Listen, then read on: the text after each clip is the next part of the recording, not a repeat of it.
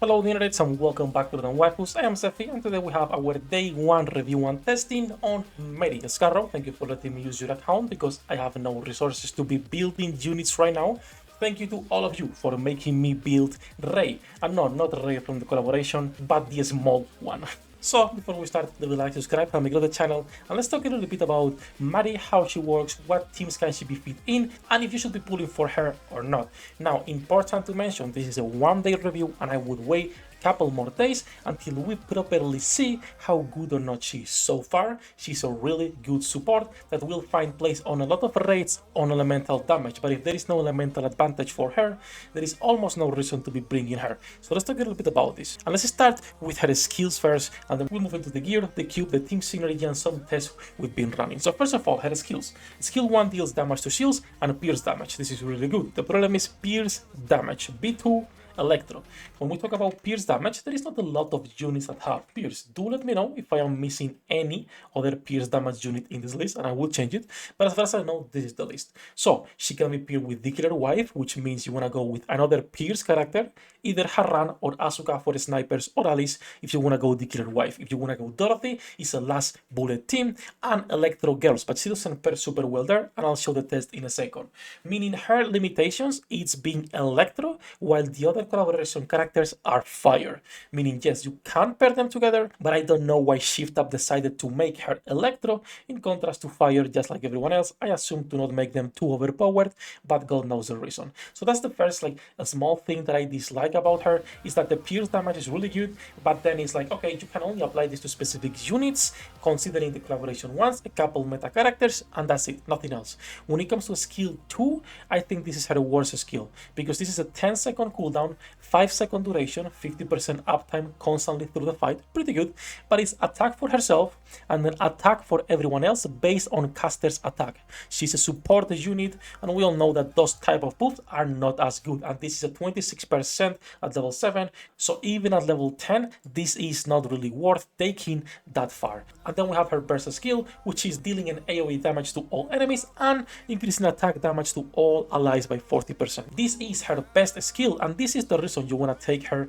on your teams. Now, we go back into the same topic of, okay, Sefhi, what investment should I be going and why is this kit not so good? So, pierce damage should be taken to 7, a skill 2 you can keep it at 4 if you're low on resources, and I will take burst skill to level 10, but since you're gonna be most likely low on resources, you can go 7 for 7 or a 7-7-10 if you have more resources to invest in this type of character. So that's it about the skills. Let's talk a little bit about her equipment, her cube, and then we go into the team synergies and the test, which is always the best stuff that we're talking about. So when it comes to equipment, it does not matter. He's not gonna benefit from anything specifically. Of course, if you can get elemental good, if you can get max ammo good, if you can get attack, it's nice for her. But she's not the character that's gonna be dealing damage, meaning you can overload her, but there is no priority for the stats. No matter what you get, just overload, don't worry too much about that.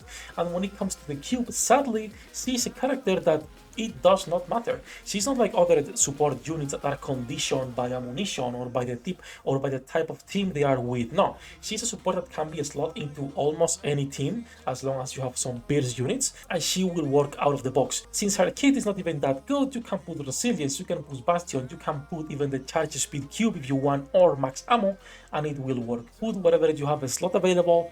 Don't worry too much about that. Now let's talk about the important stuff. It's going to be the team compositions, synergies, and of course where she's going to be matching best. So if I switch here back and we go to Figma, you'll see that I was running some tests here, and there is some interesting stuff. So first of all, if I go into like a last bullet team with Mari Naga, you could put whatever else you want in there. It's a 2.9, 2.5. This is Electro advantage, not so good compared to, of course, Crown Naga, the Queens, 3.8, 3.4. Now, if I switch to Banish, there is not even that much difference. She's doing more damage than while being buffed by Mary and by and by Sparkling Summer with Bunnies and Litter. I switched to Litter because Doro doesn't benefit with Bunnies. Same for Summer Anis. I cannot be running Bunnies with Summer Anis or with Dorothy. It makes no sense. So as you can see, it does not matter for Electro Girls where you are putting her. Now, will Harran benefit more for a unit like Mary? Maybe, but I will say almost nobody hasn't invested Harran as of right now that is worth testing with. Maybe Xcarro actually has her build, which he does. I will be testing this this after this video for my complete guide and see if it's worth or not. God bless her run. So that said, what about the fire units? If it's worth running this normal team, you could be running all the collaboration characters together. So Mary, Asuka, and Rei. And they're gonna be doing really good damage. But then you put a normal Crown Naga team, and the difference is abysmal. We're talking from 3 billion damage on Asuka to 5 billion. And this is an auto Alice, meaning she's not doing as much damage as she should be doing, right? From 2.4 to 2.8. Again, you need to manual Alice, and I don't like it, so I always run my test like this. I am a lazy guy, what can I say, guys? Now, that said, this is the biggest issue that she will encounter for new players. She's a good support and can be a slot everywhere. The problem is B2s, even someone as new as Rosanna, it's more universal because you can just put damage taken, and that will have a bigger impact in the fight than what she's providing with. Because the Evangelion characters, something that they also have, is that they are buffing themselves so much. For example, Asuka going with this attack, with this damage to cores, with this hit rate, attack damage, the pierce, right? She's increasing her own damage so much that the buffs that Mari can provide for her are no good. We're talking about the 26% attack as a support. For Asuka, it's nothing. The extra attack damage is nice, but she already has a 150% on that.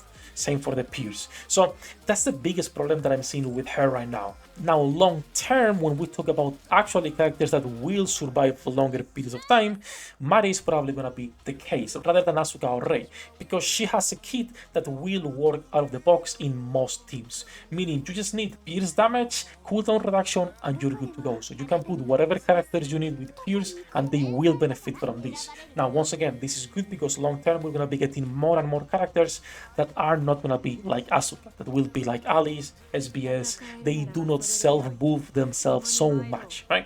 So in terms of a good kit, she has a great kit. It's just the problem that these two collaboration characters, or basically these three collaboration characters, do not really work that well together. I think Mari will have a place on a lot of elemental content because Electro is a really powerful element already, so getting more units never hurts. It's always going to be a win. But the problem with pairing with the other fire girls is that they already have really good kits and good buffs as well. So the buffs that she can provide are not as good. Right now, she will find a place on like a team 4-5 for people who don't have anything else. Now, would I recommend getting one copy or pulling? That's the harder one. So right now, and again, right now, day one review, I would recommend getting first Asuka, then a copy of Mary, and then a copy of Rei. Both Rei and Mary with the same priority, but first Asuka. Because Mary and Rei are more incognitos right now, even if Rei can be used as a fire enabler and Mary can be used as a good supporter and buffer for those Pierce teams, both of them are not as good as Asuka. Now that's my opinion, and I'll make a longer video talking about why, probably this week as well. But right now, if you can only pull one, I'll go for Asuka. Now, this is the day one testing, so I'm going to be doing a little bit more today and tomorrow, and then I'll make a full, complete build with more information and numbers to show. That is, however, everything for this day one review on Mary. As usual, thank you to my patrons for making this content possible. Love you all, bossos. Good luck with your pool dinner dates. I'll see you in the next one. 役立たずは楽園から追放するのみ。ブランとノワールのショータイムです。天地万物を切るとはこういうことだ。